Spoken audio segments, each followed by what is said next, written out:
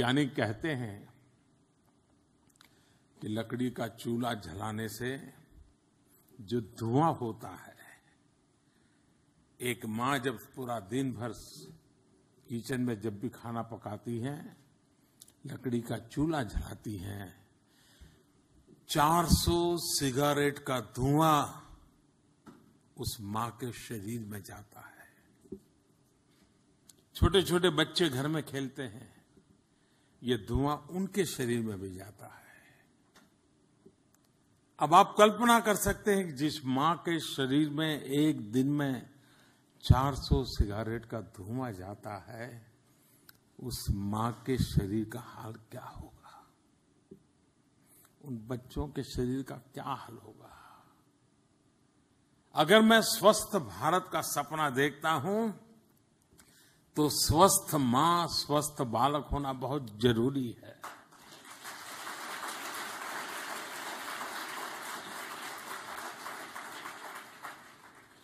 और इसलिए हमने बीड़ा उठाया और लोगों से कहा कि जो 1.25 करोड़ लोगों ने ये गैस सब्सिडी छोड़ी है, वो उन गरीब परिवारों को सिलेंडर हम दे देंगे और ये सब्सिडी गरीब के यहां ट्रांसफर कर देंगे।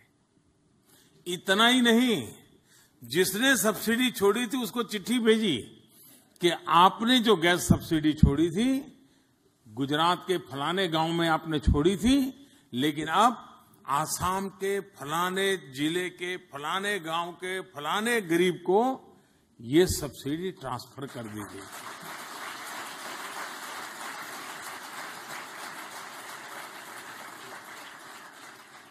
मेहनत पड़ती है, लेकिन ये ट्रांसपेरेंसी एक नया विश्वास पैदा करती है।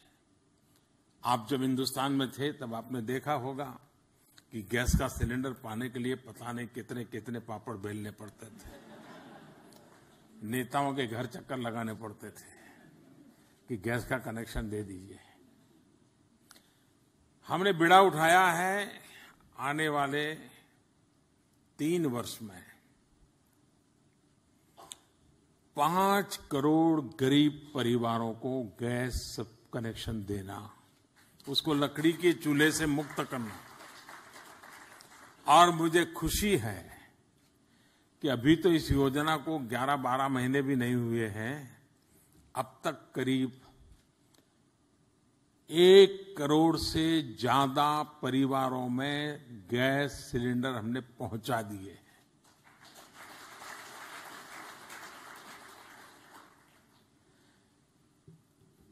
सब्सिडी देते थे, उसमें हमने बड़ा बदलाव किया। पहले जो बेचता था उसको सब्सिडी जाती थी, अब हमने वो बंद करके जो पाता है, जिसके घर सिलेंडर जाता है, उसके घर में ही सब्सिडी बैंक अकाउंट में चली जाती है। अब पहले हम पर आरोप लगता था कि मोदी इतने बैंक अकाउंट खोलने के पीछे लगे हो, क्योंकि मैंने अभियान चलाया था कि 6 महीने के भीतर भीतर देश में सब जगह पे बैंक अकाउंट खोलने हैं। 40% लोग थे जिनके बेचारों के बैंक अकाउंट खाते नहीं थे, बैंक में उनको कोई एंट्री नहीं थी। हमने खाते खोल दिए तो हम पे आरोप लगता था, खाते खोल दिए पैसे तो है नहीं, खाते तो खोल दिए पैसे है नहीं, खाते खोल दिए पैसे है नहीं। बहाना चाहिए कुछ न कुछ आरोप करने के लिए। लेकिन जब हमने डायरेक्ट बेनिफिट ट्रांसफर शुरू किया तो ये बैंक में सीधे पैसे, सरकारी जो सब्सिडी थी, जाने लगी। इसमें मजा ये आया, करीब 3 करोड़, आप हैरान हो जाएंगे जी, 3 करोड़ ऐसी सब्सिडी जाती थी कि जिसका सिलेंडर का मालिक ही कहीं की मिला नहीं हमको। कितने हजारों करोड़ रुपया हर वर्ष जाते होंगे, पता नहीं किसकी जेब में जाते होंगे। डायरेक्ट बेनिफिट ट्रांसफर करने के कारण 3 करोड़ जो गोस्ट क्लाइंट थे वो चला गया, रुपये बच गए जो किसी गरीब के लिए गांव में स्कूल बनाने के लिए काम आ रहे हैं।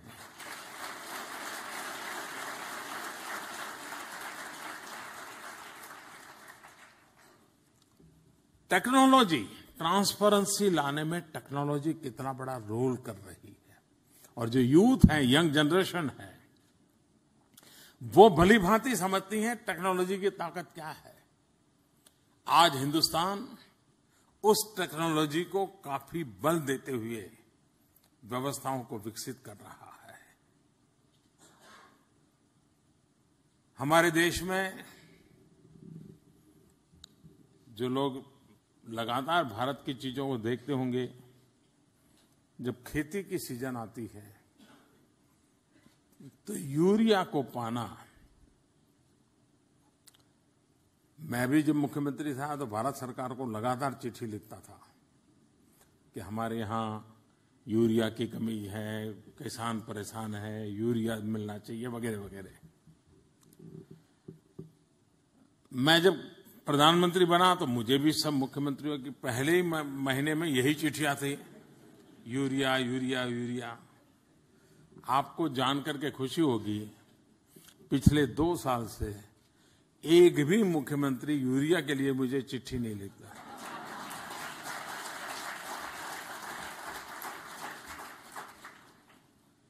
कहीं यूरिया की कमी नहीं है, कहीं यूरिया के लिए कतार नहीं। तो आप अपने देश में यूरिया के लिए रात रात लोग कतार लगाते थे, रात रात खुले में सोते थे ताकि सुबह दुकान खुलते ही यूरिया मिल जाए। ये दिन थे। लेकिन क्या हमने रातों रात यूरिया के कारखाने लगा दिए? नहीं। क्या रातों रात यूरिया का उत्पादन बढ़ा दिया? नहीं। सिंपल काम किया, यूरिया का नीम कोटिंग किया।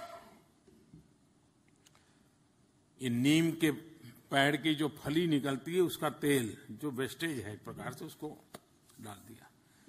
पहले क्या होता था, यूरिया तैयार होता था, यूरिया में सब्सिडी बहुत मिलती है किसानों को, सालाना करीब 80,000 करोड़ रुपया सब्सिडी में जाता है। तो बहुत सस्ते में यूरिया कारखाने से बाहर निकलता है, लेकिन वो खेत में नहीं जाता था, केमिकल फैक्ट्री में घुस जाता था। और केमिकल फैक्ट्री के लिए वो रॉ मटेरियल का उपयोग होता था, उस पर प्रोसेस करके और कोई प्रोडक्ट बना करके वो दुनिया में माल बेचते थे, पैसे कमाते थे। नीम कोटिंग करने के बाद अब यूरिया का 1 ग्राम यूरिया भी और किसी काम नहीं आ सकता है। केमिकल फैक्ट्री में जाना बंद हो गया, यूरिया खेत में ही जाने लगा। और नीम कोटिंग लगाने के कारण यूरिया की एक्स्ट्रा ताकत बढ़ गई, जो जमीन में सुधार लाने लगी। और परिणाम ये आया कि 5% से लेकर के 7% तक खेत उत्पादन में बढ़ोतरी हो गई।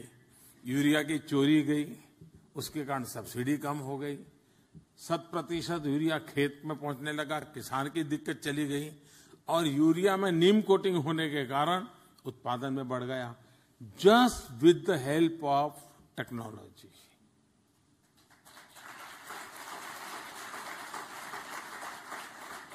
मैं अनेक ऐसे उदाहरण दे सकता हूं कि जिसमें भारत इन दिनों टेक्नोलॉजी के सहारे कई नए अचीवमेंट कर रहा है। स्पेस की दुनिया में भारत ने अपना नाम कमाया है। अभी 2 दिन पहले ही 31 नैनो सैटेलाइट एक साथ लॉन्च किए। पिछले महीने हम लोगों ने वर्ल्ड रिकॉर्ड किया, एक साथ 104 सैटेलाइट लॉन्च किए। दुनिया को अजूबा लगा कि ये भारत की क्या ताकत है कि एक साथ 104 सैटेलाइट लॉन्च कर रहे हैं। पिछले दिनों हिंदुस्तान ने एक सैटेलाइट लॉन्च किया है जिसके वजन की तुलना किलोग्राम में नहीं होते हैं, इतने हाथी के वजन का बराबर सैटेलाइट को छोड़ा गया। यानी एलिफेंट के वेट के साथ हमारे सैटेलाइट के वेट की तुलना हो रही है। कहने का तात्पर्य यह है कि देश आधुनिक भारत के सपनों को पूरा करने के लिए एक technology driven governance, technology driven society, technology driven development, इन सारी बातों पर एक नए सिरे से बल दिया जा रहा है और उसके सुखद परिणाम आज बहुत तेज गति से नजर आ रहे हैं। हमारे देश में ऐसा नहीं है कि कुछ काम होते नहीं थे, काम तो होते थे। आखिर सरकारें बनती हैं कुछ न कुछ करने के लिए, और कोई सरकार नहीं चाहती है कि वो अपने कार्यकाल को खराब करके जाए और चुनाव हार जाए, कोई नहीं चाहते हैं। लेकिन काम होना वो एक बात है, लेकिन देश की आवश्यकता अपेक्षाओं के अनुरूप तेज गति से सही दिशा में परिणामकारी काम होना, उसमें बहुत बड़ा फर्क होता है।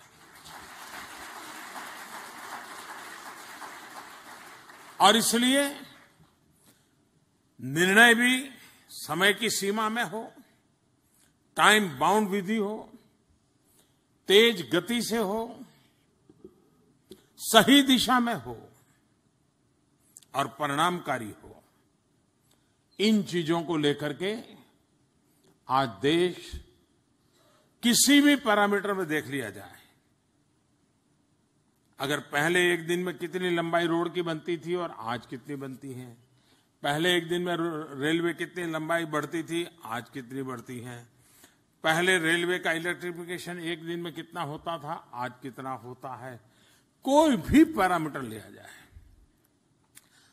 अकल्प गति आज देश के काम में आई है। क्योंकि इंफ्रास्ट्रक्चर सस्टेनेबल डेवलपमेंट के लिए बहुत अनिवार्य होता है। इंफ्रास्ट्रक्चर में भी हमारी सोच आधुनिक भारत के संदर्भ में है, 21वीं शताब्दी के संदर्भ में है और ग्लोबल बेंचमार्क के संदर्भ में है। अब काम होने को हो, इससे चलने वाला नहीं है। एक जमाना वो था कि जब अकाल होता था तो गांव के लोग सरकार को चिट्ठी भेजते थे कि हमारे गांव में भी अकाल के लिए कुछ मिट्टी का काम किया जाए, और मिट्टी के गड्ढे खोदे जाते थे और मिट्टी का रास्ता बना दिया जाता था, और उसको बहुत बड़ा सरकार का अचीवमेंट माना जाता है। वो भी दिन थे हमारे देश में। धीरे धीरे आया, नहीं साहब सड़क बना दो, डामर की सड़क बना दो। धीरे धीरे आ गया, नहीं जरा डबल लेन बना दो। आज मांग उठी है पेवर रोड चाहिए, उससे नीचे कोई चाहिए नहीं। ये एस्पिरेशन जो बढ़ रहा है देश का, ये भारत के विकास की सबसे बड़ी ताकत है। जब देश के सामान्य मानवी का एस्पिरेशंस बढ़ता है, तो वो एस्पिरेशंस को अगर प्रॉपर लीडरशिप मिल जाए, प्रॉपर गवर्नेंस मिल जाए, पॉलिसी मिल जाए, तो एस्पिरेशन अपने आप में अचीवमेंट बन जाता है।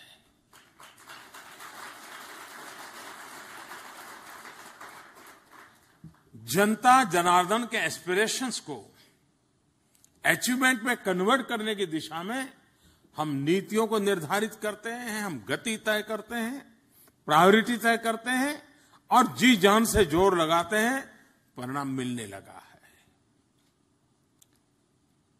आज विश्व आतंकवाद से परेशान है। ये आतंकवाद मानव जात के ऊपर दुश्मन है। विश्व के कई देश जब भारत आतंकवाद की बात बताता था आज से 20-25 साल पहले, उनके गले नहीं उतरता था। विश्व के लोगों को लगता है ये तो आपका लॉ एंड ऑर्डर प्रॉब्लम है, क्योंकि उन्होंने भुगता नहीं था, अनुभव नहीं किया था। आज विश्व में किसी को टेररिज्म समझाना नहीं पड़ रहा है, टेररिस्टों ने समझा दिया है। हम समझाते थे, समझ नहीं आता था, टेररिस्टों ने समझा दिया है।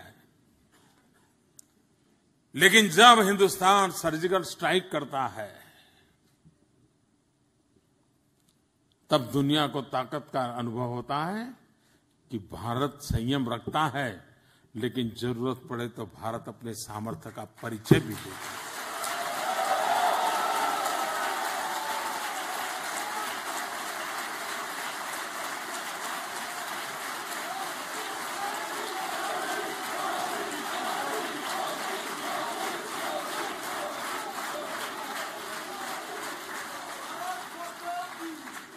हम विश्व के कानूनों से बंधे हुए हैं,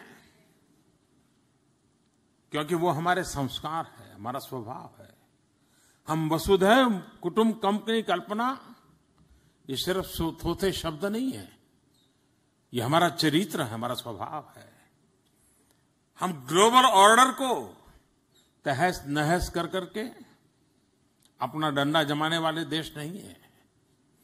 हम दुनिया के नॉर्म्स का पालन करते हुए, इंटरनेशनल लॉ का पालन करते हुए, हमारी सॉवरेनिटी के लिए, हमारी सुरक्षा के लिए, हमारे जन सामान्य की सुख शांति और प्रगति के लिए कठोर से कठोर कदम उठाने का सामर्थ्य रखते हैं, और जब भी जरूरत पड़ी लेते रहे हैं, और दुनिया हमें कभी भी रोक नहीं सकती।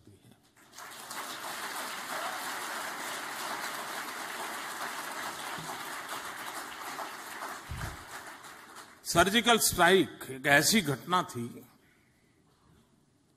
अगर दुनिया चाहती तो भारत के बाल नोच लेती, हमें कटघरे में खड़ी कर देती। विश्व हमारा जवाब मांगता, दुनिया में हमारी आलोचना होती।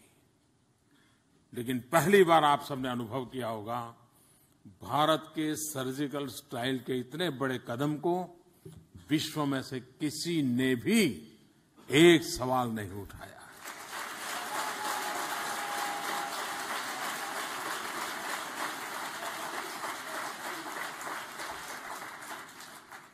जिनको भुगतना पड़ा उनकी बात अलग है।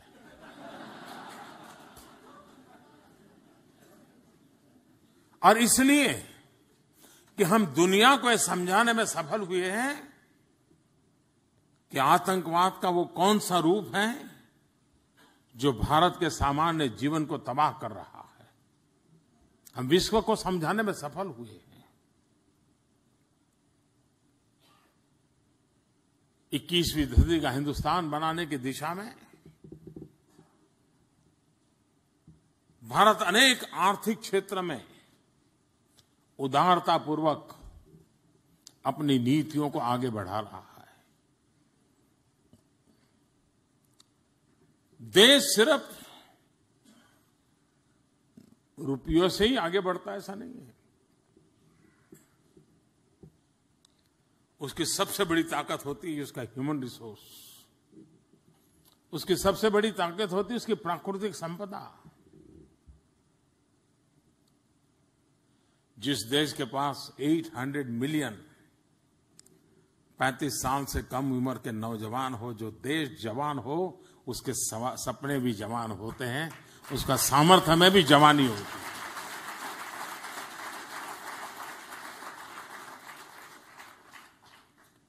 और उसके साथ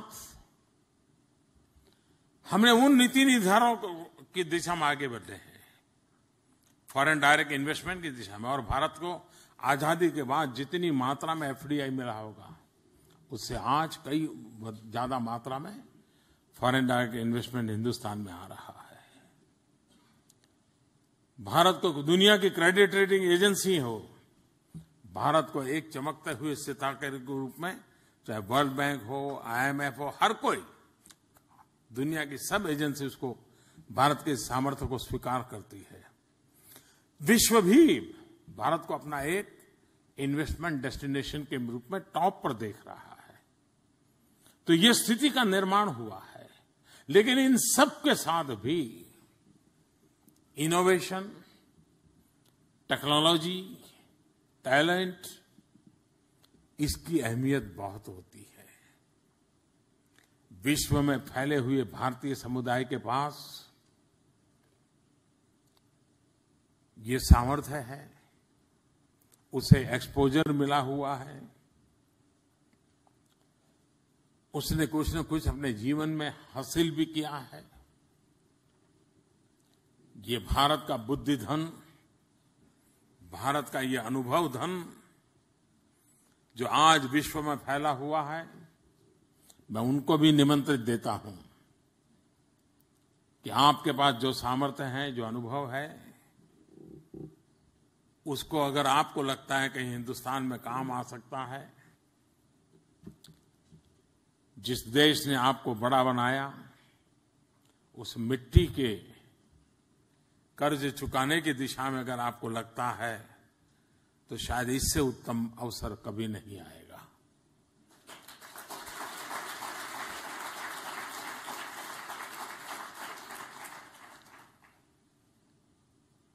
मेरी आपसे ये भी गुजारिश है,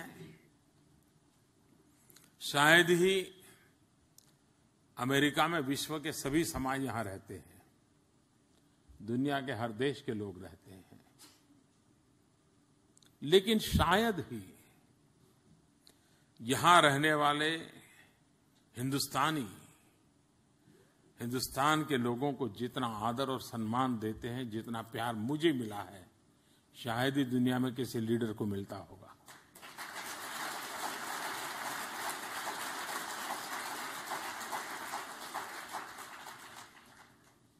लेकिन कभी-कभी लगता है कि इस पीढ़ी के बाद क्या, जो इस पीढ़ी के अंदर जज्बा है, वो आने वाली पीढ़ियों में भी बना रहेगा क्या? और उसके लिए भारत के साथ आपका ब्रिज बना रहना बहुत जरूरी है।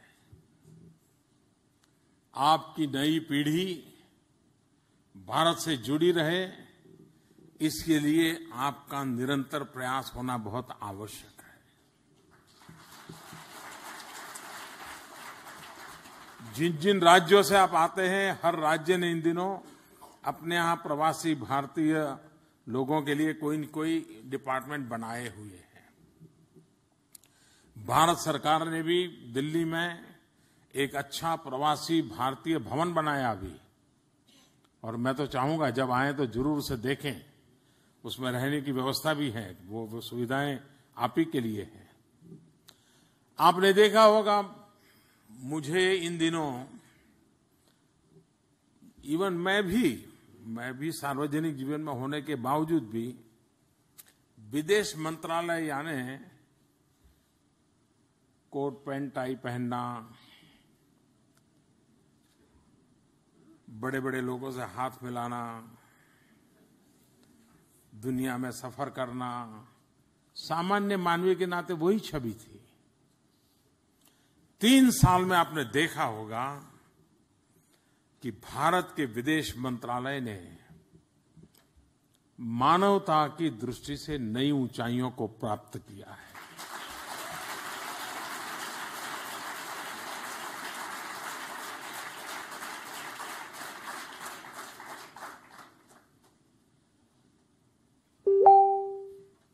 अस्सी हजार से ज्यादा हिंदुस्तानी दुनिया के किसी भी देश में कहीं न कहीं संकट में फंसे तो प्रोएक्टिव होकर के भारत सरकार उनको सही सलामत ले आई और अपने घरों में उनको वापस ले गई। 80,000 ये छोटी संख्या नहीं है। आज से 20 साल पहले किसी भी देश में आप जितने सुख चैन की जिंदगी जीते थे, गत 20 साल में जो बदलाव आया है, हर पल विदेश में रहते हुए भारतीय को रहता है यार कुछ होगा एक हो। आज उसको 3 साल से चैन है, कुछ भी हो जाए हमारी एम्बेसी यहां है, रास्ता खोज जाए।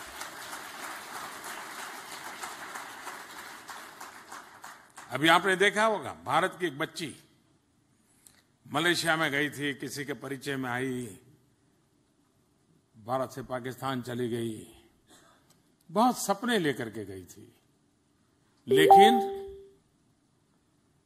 वहां की उसकी जिंदगी बर्बाद हो गई। मुसलमान बच्ची थी, उसको लगा पाकिस्तान जाऊंगी मेरी जिंदगी बहुत खुश हो जाएगी, फंस गई। तब उसने मन में तय किया कि मैं मौका देखते ही पाकिस्तान के अंदर जो हिंदुस्तान की एम्बेसी है वहां पहुंच जाऊंगी, मेरी जिंदगी सुरक्षित हो जाएगी। और उसने कैसे भी करके हिंदुस्तान की एम्बेसी की पहुंची, आज वो भारत लौट करके आई और हमारी सुषमा जी उसको लेने गई।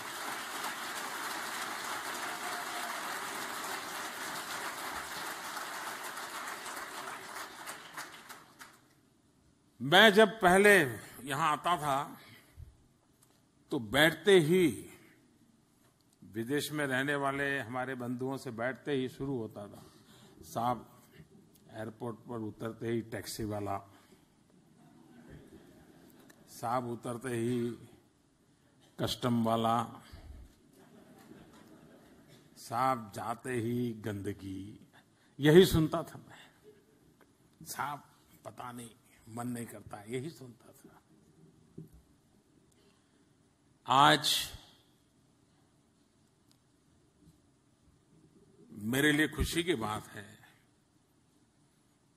विदेशों से जितनी चिट्ठियां आती हैं उसमें अधिकतम चिट्ठियां उस देश के एम्बेसी में जो बदलाव आया है, एम्बेसी जो प्रो पीपल हुई है, भारतीयों की वहां दरकार की जाती है, जो माहौल बदला है, उसकी तारीफ की चिट्ठियां ही चिट्ठियां मुझे मिलती रहती हैं।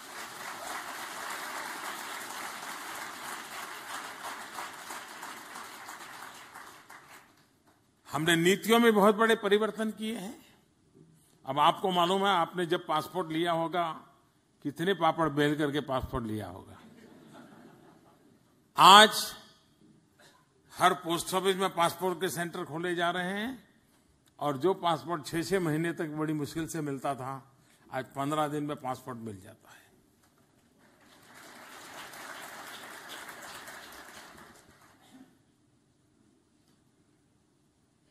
सोशल मीडिया आजकल बहुत बड़ी ताकत रखता है। मैं भी सोशल मीडिया से काफी जुड़ा हुआ हूं। आप लोग भी नरेंद्र मोदी ऐप बराबर देखते रहते होंगे, नहीं देखते होंगे तो डाउनलोड कर लीजिए।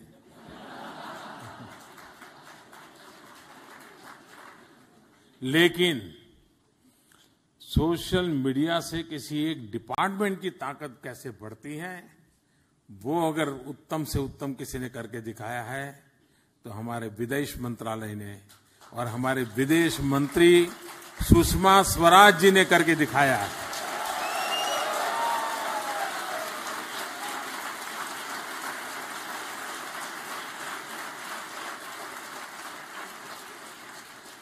भारत में हर व्यक्ति नोट करता है, जो विदेश मंत्रालय कोट पैंट टाई तक ही सीमित था, आज वो विदेश मंत्रालय हिंदुस्तान के गरीब से गरीब के साथ जुड़ गया है। ये पहली बार देश में हुआ है।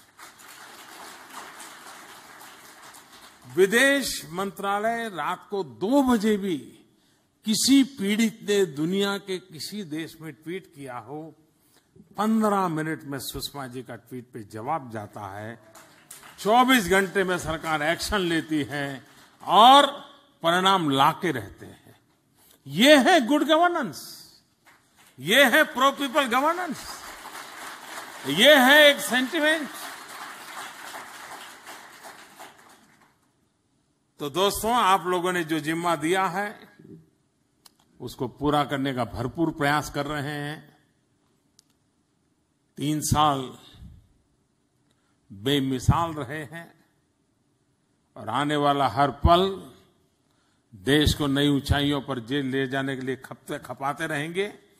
आपका साथ और सहयोग मिला है, आप इतनी बड़ी मात्रा में आए, मैं फिर एक बार आपका आभार व्यक्त करता हूं। मुझे बताया गया है कि बाद में फोटो सेशन होने वाला है। मैं जरूर आपके बीच में आऊंगा। उस बीच में जब तक आप लोग सज्ज हो जाएं, मैं कुछ लोगों से मीटिंग पूरी करके आता हूं आपके बीच में। आप रेडी हो जाइए, तो उस समय आपसे नमस्ते हो जाएगी। मैं फिर एक बार आपका बहुत आभारी हूं। धन्यवाद।